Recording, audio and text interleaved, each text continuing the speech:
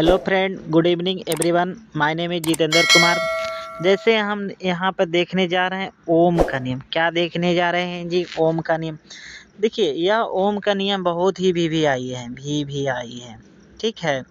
तो यहाँ देखेंगे और कंसेप्ट भी समझेंगे।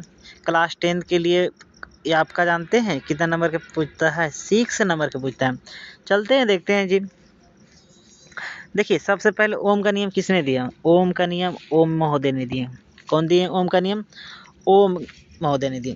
देखिए, इस नियम के अनुसार कहता है ना, देखिएगा यहाँ पर आराम से समझिएगा ना, एकदम बहुत बढ़िया समझ में आएगा। इस नियम के अनुसार कहता है ना, यदि किसी चालक की भौतिक चालक, जैसे एक चीज और समझिए, ये ओम का नियम लागू होता जानते हैं? धातु पर लागू होता है। किस पर लागू होता है जी? धातु मिस होता है मेटल। किस पर? धातु पर, ठीक।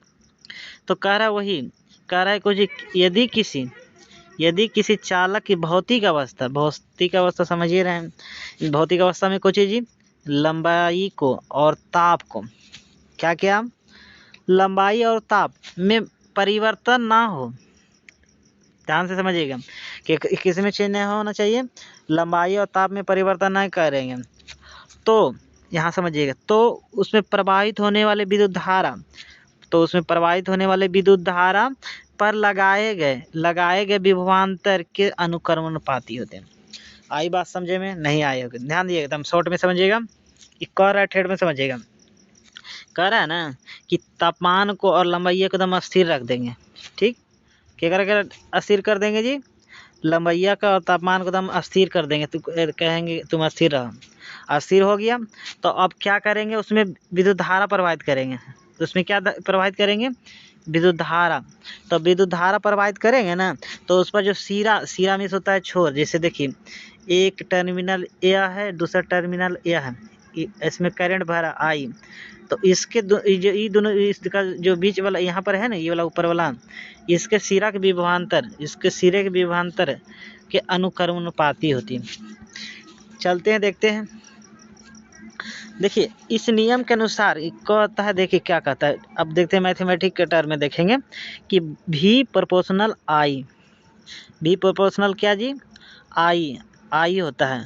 I कहने का अर्थ हुआ, V का मान है ना बढ़ेगा तो I का भी मान क्या होगा? बोलिए, I का मान भी बढ़ेगा। आई बात समझे में?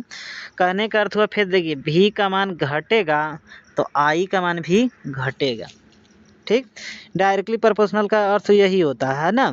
तो देखिएगा, यहाँ पर ई प्रोपोर्शनल को हटाएंगे। क्या किए? ई प्रोपोर्शनल वह है ना, ये प्रोपोर्शनल इसको बोलते हैं, मतलब समानुपाती हिंदी में बोलते हैं, या तो अनुक्रमानुपाती बोलते हैं। तो एकरा हटाएंगे ना, तो जानते कुछ आ जाता है, इक्वल के बराबर, इक्वल आ जाता है, कुछ आता है इक्वल। तो इक्वल में कुछ मतलब यहाँ पर स्थिरांक आता है। स्थिरांक मीन्स होता है कांस्टेंट वैल्यू, मतलब नहीं बदलने वाला। तो नहीं बदलने वाला कौन आ गया जी? आर का यहाँ स्पेशल नाम है प्रतिरोध। क्या नाम है? प्रतिरोध, ठीक। आई बात समझे में?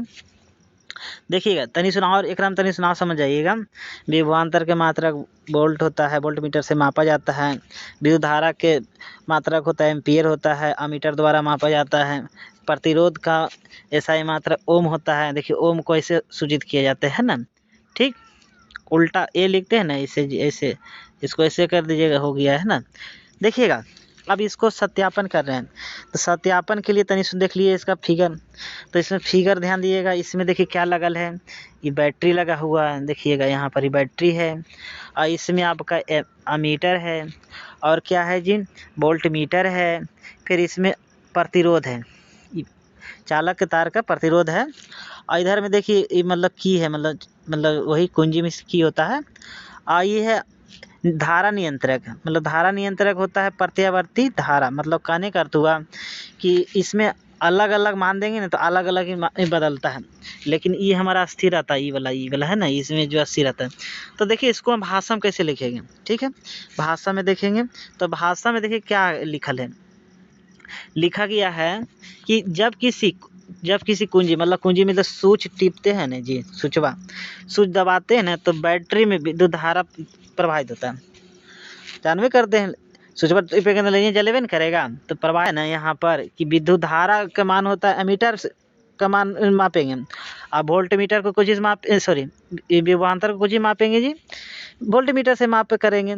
तब देखिए तब यहाँ पर तब जब अब परिवर्तनशील प्रतिरोध, देखिए परिवर्तनशील प्रतिरोध देखिए यह है, ये वाला है ना, यही परिवर्तनशील प्रतिरोध है। ठीक, तो इसमें देखिए क्या कहता है, परिवर्तनशील प्रतिरोध का स्लाइड को आगे पीछे करते हैं।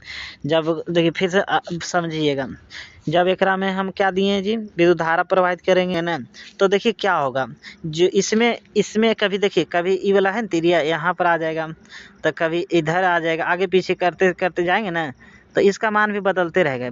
परिवर्तनशील लिखल है ये है ना, देखिए यहाँ पर, देखिए यहाँ पर लिखा हुआ कर नहीं कर परिवर्तनशील, देखिए ये वाला परिवर्तनशील प्रतिरोध मतलब वही है, मतलब इसका स्लाइड करते आगे पीछे करते हैं ना, तो क्या होता है कि ये हो चेंज होता है। तो चेंज होता है तो हम ये जानते कैसे नहीं, देखिए कहने का अर्थ हुआ, देखिए आप पढ़े होंगे जैसे समझिएगा, ये भी बराबर आई आ रहा है, नहीं सॉरी, देखिए भी प्रोपोर्शनल आई, भी प्रोपोर्शनल कुछ ही आई, मतलब भी मतलब दुगना करेंगे ना तो आई भी दुगना होगा।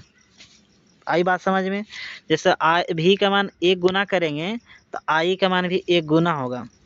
आई बात समझ में, मतलब जितना सी बढ़ेगा ना उतना सी क्या धारा का मान बढ़ेगा। तो देखिए हम जैसे यहाँ पर देखिएगा एक ग्राफ ले लेते हैं, एक ग्राफ देखिएगा, ऊपर वाई एक्सिस होता है, नीचे एक्स एक्सिस होता है ना।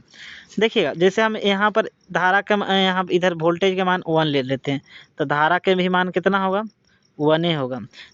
यहाँ पर जैसे 2 ले लेंगे तो यहाँ भी 2 होगा, जैसे यहाँ 3 ले लेंगे तो यहाँ भी 3 होगा। तब देखिए इसका ग्राफ खींचेंगे, ये दोनों को मिलाएंगे तो यहाँ कहीं मिलेगा, इसका यहाँ पर पॉइंट मिलेगा, इसका इधर में पॉइंट मिलेगा, ये खींचेंगे तो एक सरल रेखा आया बात समझ में, आशा करते समझ में आया होगा, आया ना जी। तो ध्यान दीजिएगा, तो आया ना, तो परवीन कोचिंग क्लास को चैनल का सब्सक्राइब करें, अपने दोस्तों के बीच ज़रूर शेयर करें, जिससे हम और भी नए वीडियो ला सकते हैं। धन्यवाद।